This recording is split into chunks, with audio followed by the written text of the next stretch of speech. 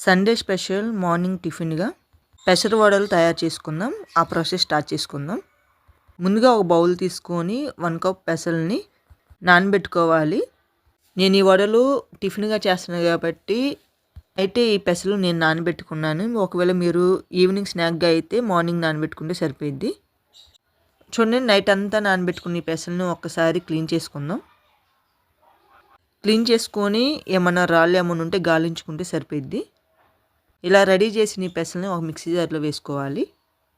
Cut చేసుకున్న onion, green chilli, టేస్ట్‌కి సరిపడా రాక్ సాల్ట్, 1 టేబుల్ స్పూన్ జీరా అయితే సరిపోయిద్ది. ఇప్పుడు కొంచెము అల్లం ముక్కలు వేస్తున్నాను.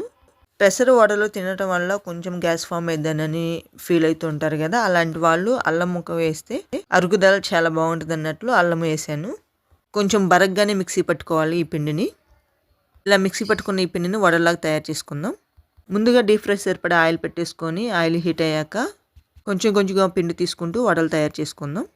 ఈ పిండిలో నేను వంట సోడా ఏమీ లేదండి, కానీ వడలు చక్కగా పొంగుతున్నాయి. పెసరపప్పు అనేది మంచిగా నానితే వడలు క్రిస్పీగా సాఫ్ట్గా వస్తాయి. అది మాత్రం కంపల్సరీ గుర్తుంచుకోవాలి. ఇక ఒకవైపు వేయించుకున్న తర్వాత మరొక టర్న్ చేసుకొని ఈవెన్గా ఫ్రై చేసుకోవాలి వడల్ని. చూడండి, ఈ విధంగా ఫ్రై అయితే సరిపోద్ది. టిష్యూ ఉన్న ప్లేట్లోకి వేసేసుకుందాం. ఏమన్నా కొంచెం ఆయిల్ ఉన్న పీల్చేసిద్ది చక్కగా. మన పెసలు వడలు రెడీ అయ్యాయి. చక్కగా పల్లీ చట్నీతో కానీ అల్లం చట్నీతో కానీ సర్వ్ చేసుకుంటే చాలా టేస్టీగా ఉంటుంది. మీరు కూడా ఒకసారి ట్రై చేయండి.